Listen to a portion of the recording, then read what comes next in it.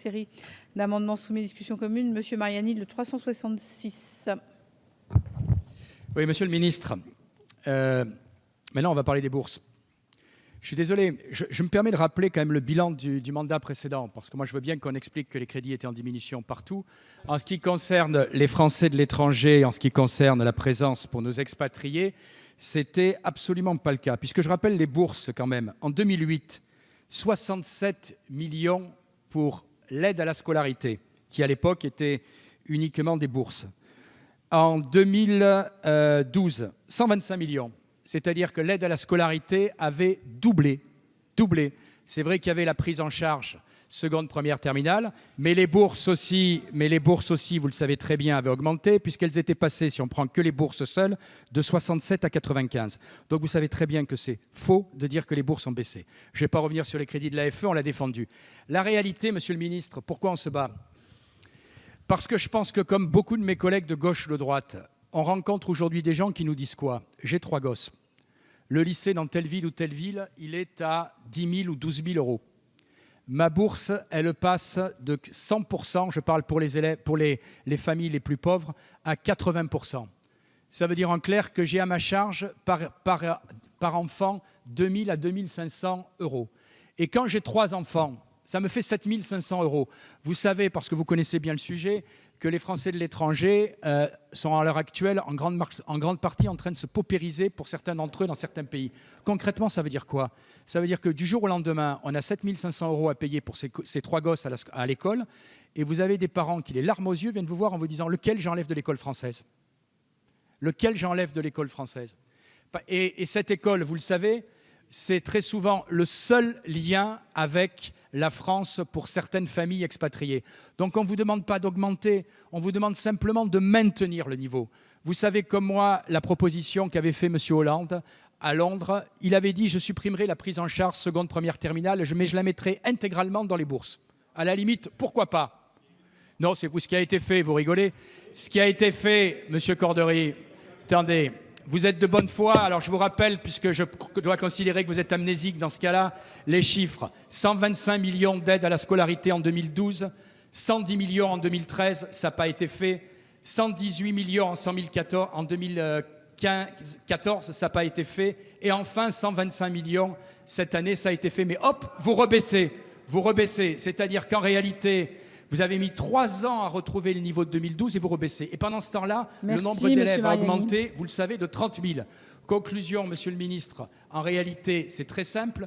Le gâteau diminue, si vous me permettez, les convives augmentent, vous avez changé les critères, mais les gens le voient très bien. L'effort fait pour les Français de l'étranger sur les bourses a considérablement diminué. Merci. Vous hocher la tête, mais c'est la réalité, hélas. Une autre série d'amendements identiques, le 227 n'est pas défendu, le 365, monsieur Mariani, vous venez de le défendre également ?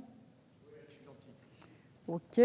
Alors, nous continuons toujours en discussion dans la série d'amendements identiques. Monsieur Coronado, un 358 qui est en discussion commune. Oui, merci Madame la Présidente.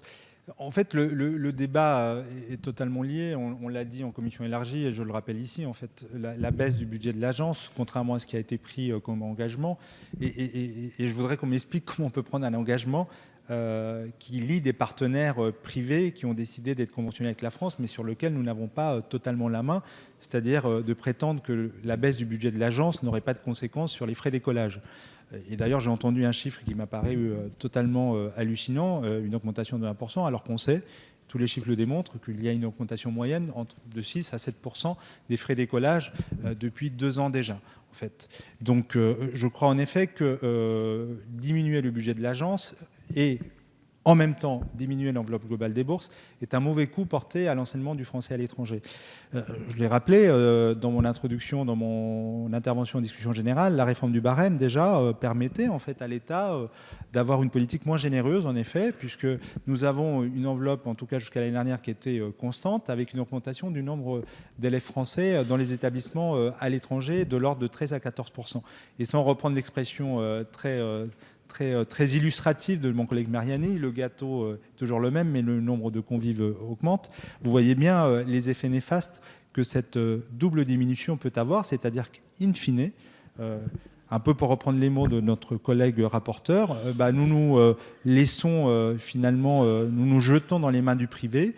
Et c'est le privé qui fixe les conditions de scolarisation des Français à l'étranger. Et ce sont les familles qui assument ce coût-là. Et c'est un coût en augmentation. Donc c'est pourquoi je propose de revenir en fait à un budget décent, acceptable pour les bourses, en prenant, comme cela a été rappelé, sur l'action 04 du programme 105, Action de la France en Europe et dans le monde, et 5 millions prélevés de l'action 07 du programme 185, Diplomatie culturelle et d'influence. Je crois que ce serait une bonne décision. Merci. L'amendement 391, Monsieur Leroy, si j'ai bien compris, vous l'avez défendu tout à l'heure. Donc je vais demander au rapporteur l'avis sur cette série d'amendements en discussion commune. La présidente, donc je vais émettre... pardon ? Avant que vous ne preniez la parole, monsieur le rapporteur, je vous prie de m'excuser. Je vous informe que sur le vote de l'amendement 366, je suis saisie par le groupe Les Républicains d'une demande de scrutin public. Je fais donc d'ores et déjà annoncer ce vote dans l'enceinte de notre hémicycle. Et je vous rends la parole avec mes excuses, monsieur le rapporteur. Je vais faire donc évidemment très court.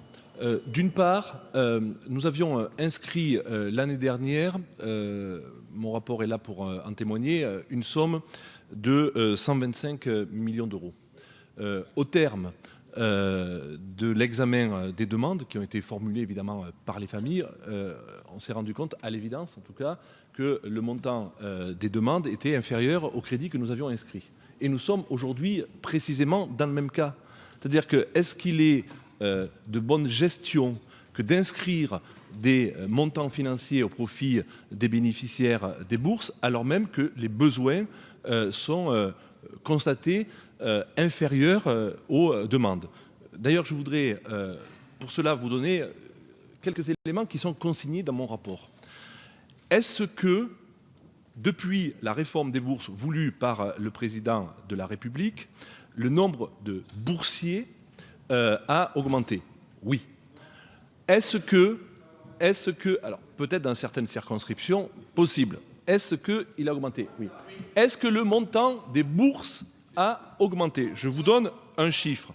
Les familles bénéficiant d'une couverture partielle des frais de scolarité sont plus nombreuses.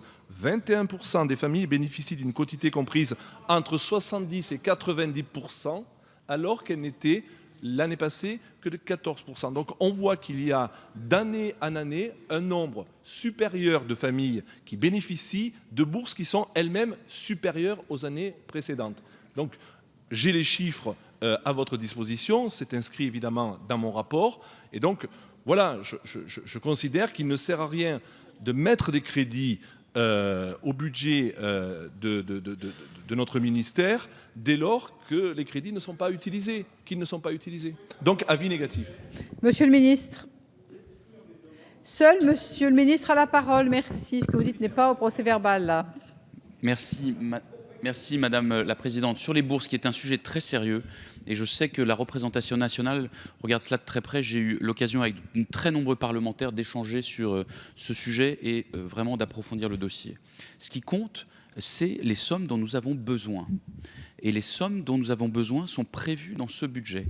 Nous anticipons le besoin à 109 millions d'euros et nous avons budgété une somme supérieure à 115 millions d'euros dans ce projet de budget. Sur les dernières années, 2014, nous avions prévu 118 000 euros, un peu plus même, au budget, et il en a été exécuté 20 millions de moins. 2015, 125 millions budgétés, et il en a été exécuté, là aussi, à peu près 20 millions de moins, même un peu plus. Nous avons donc ajusté les choses, et la somme qui vous est proposée permet de couvrir les besoins. Après réforme des bourses, c'est vrai, il y a eu une réforme, et nous l'assumons totalement, dans un souci d'équité, dans un souci de justice et dans le souci aussi de mettre un terme à une dérive que vous aviez créée, et je le dis de manière totalement objective. À partir du moment où tout était pris en charge, évidemment, il y avait une incitation très forte à augmenter les frais.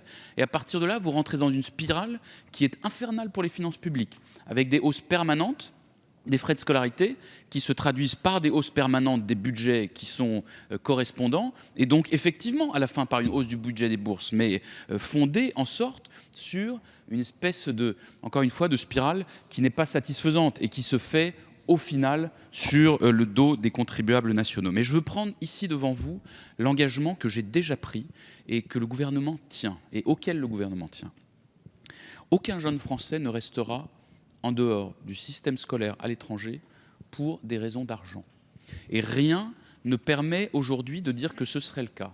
Sur les 10 dernières années, le nombre de boursiers non scolarisés, c'est-à-dire de jeunes qui auraient une bourse, mais dont les parents se diraient « la bourse est d'un montant insuffisant pour me permettre effectivement de scolariser des enfants », est resté stable sur 10 ans à 8%. Et la moitié de ces cas est due à des changements et à des déménagements, à des changements de circonscription. D'autres sont dus aussi à des choix des parents, finalement, de scolariser dans le système du pays de résidence. Donc, avis défavorable du gouvernement et engagement fort sur ce sujet. Merci. Monsieur Mariani, vous aviez demandé la parole. Oui, je suis désolé parce que je ne veux pas reprendre les chiffres de Pascal Terrasse. Mais en réalité, moi, je suis consterné dans ma circonscription du nombre, je le répète, de familles qui étaient à 100%. Je parle dans des secteurs où il y a beaucoup de Français expatriés pauvres. Je pense à Pondichéry, je pense par exemple en Thaïlande, je pense au Vietnam, je pense au Cambodge, où en réalité les gens, je le répète, passent à 80% parce que le changement de critères, ça a servi surtout à habiller une baisse. Et en réalité, Monsieur le ministre, vous le savez très bien, il y a plus d'élèves. Je veux dire, comment on peut faire croire qu'en ayant plus d'élèves, en ayant des crédits de l'AEFE en baisse, des bourses pour les élèves expatriés en baisse, comment vous voulez nous faire croire que le service est mieux rendu? Voilà. Si vous voulez que je vous adresse des lettres de parents qui me disent nos élèves sont déscolarisés et désormais on passe à l'école chinoise ou on passe à l'école du pays où on est, je vous garantis que je vais vous les adresser parce que c'est des cas de plus en plus nombreux. Voilà, je suis désolé. Donc, Madame la Présidente, je maintiens mon amendement pour tout simplement qu'on revienne au niveau des bourses précédents, alors que, je le rappelle, les élèves ont augmenté quand même de 30 000 en 3 ans, si ma mémoire est bonne. Je vous remercie. Nous allons donc passer à ce scrutin public. Je vous rappelle que cela concerne l'amendement 366 qui fait l'objet d'avis défavorables tant de la Commission que du Gouvernement. Chacun a eu le temps de rejoindre sa place. Le scrutin est ouvert. Le scrutin est clos. Voici le résultat du scrutin. Votant 22, suffrages exprimés 19, majorité absolue 10, pour 5, contre 14. L'amendement est donc rejeté.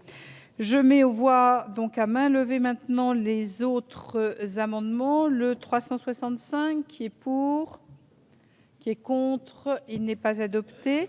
Même vote pour le 358, mes chers collègues. Il n'est donc pas adopté. Même vote pour le 391 qui n'est pas adopté. Nous arrivons maintenant à un amendement 313 qui est défendu par Monsieur Prémat. Je crois que vous l'aviez défendu d'ailleurs. Vous avez dit tout à l'heure que vous le défendiez oui, pendant mais votre vous m'avez pas laissé le temps, Madame la Présidente, juste de préciser quelques points, puisque j'avais 1 minute, si vous vous rappelez bien. Ah, mais je ne suis pas encore amnésique, je vous remercie, je me souviens bien. Merci beaucoup, Madame la Présidente. Cet amendement propose de maintenir le budget d'allocation des bourses de Campus France au niveau des subventions affectées en 2015. Les dernières études de l'UNESCO, elles placent notre pays à la 3e place de destination pour les étudiants étrangers, 269 000, derrière les États-Unis, 710 000, et la Grande-Bretagne, 420 000. Ces études montrent que également l'Australie et l'Allemagne, qui sont les 2 pays qui nous suivent directement, s'inscrivent dans une dynamique de progression plus rapide, ce qui laisse à penser qu'ils nous doubleraient au prochain pointage. Donc l'enjeu pour nous, c'est de conserver notre place et de passer à 600 000 étudiants étrangers par an en France. On en a discuté lors du projet de loi sur le droit des étrangers. La perspective d'un décrochage en 6e place serait plus que probable si nous ne réagissons pas. Donc cet amendement vise à essayer de maintenir des crédits pour soutenir cette mobilité étudiante actuelle, sachant que les coûts de formation et les dispositifs nationaux d'attractivité génèrent aussi un bénéfice pour donc chaque année, comme l'a mesuré récemment Campus France. Donc voilà, Madame la Présidente. Merci. L'avis de la Commission. Défavorable. Même avis du Gouvernement. Même avis. Je mets aux voix qui est pour, qui est contre. L'amendement n'est pas adopté. Monsieur Lefebvre, un amendement 61. Oui, merci Madame la Présidente. D'abord, je voudrais rétablir un certain nombre de choses, parce que depuis tout à l'heure, je m'époumonne à demander des éléments, et ça n'est pas innocent évidemment, sur la question des annulations de crédit et sur la question des gels de crédit. Pourquoi j'ai fait ça? Parce que tout à l'heure, par exemple, Thierry Mariani, et j'ai vu les réactions qu'il a pu avoir quand il a évoqué 2015 en disant « c'est bien 125 », et M. Cordery s'exclamait « oui, regardez, c'est tenu », sauf que la réalité, c'est que ce n'est pas 125. En 2015, c'est 92,5 millions. C'est ça le sujet aujourd'hui. J'ai fait référence au rapport de M. Terrasse. Moi, je veux qu'on dise la réalité aux Français. On n'est pas ici pour faire des numéros de prestidigitateurs. Et comme l'a très bien rappelé d'ailleurs tout à l'heure Thierry Mariani, on ne peut pas faire croire, alors qu'il y a un nombre de Français qui ne cesse d'augmenter à l'étranger, qu'il y a par ailleurs, et je vous ai adressé, Monsieur le Ministre, comme j'ai adressé à l'AEFE, de très nombreux dossiers de Français qui se retrouvent dans la situation de se voir refuser l'accès à la scolarité, faute de bourse. Ils se sont tous terminés par un classement vertical, ce que je regrette. Et je veux dire combien il y a même des situations, j'y ai fait référence ici, et ça devrait faire réfléchir sur tous les bancs de cette Assemblée, d'enseignants qui enseignent dans nos lycées français et qui ne peuvent pas scolariser leurs propres enfants dans les lycées français, qui se retrouvent contraints de les mettre dans des établissements qui sont des établissements du pays d'accueil, où ces enfants se retrouvent en réalité dans une situation de perte de repères. C'est une situation que chacun connaît.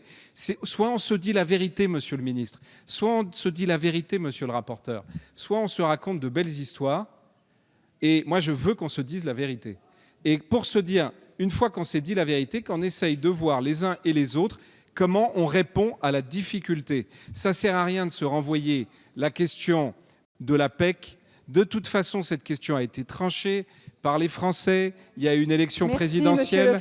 Et donc, on est passé à un autre dispositif. Et l'ensemble des chiffres que nous vous avons donnés... Monsieur le rapporteur, vous avez la parole. Oui, je pense que l'amendement qui est défendu par notre collègue Lefebvre est absolument le même que celui qu'il a défendu précédemment. Donc je vais émettre un avis négatif de la part de la Commission. Même avis du gouvernement. Oui. Je voudrais faire un rappel au règlement.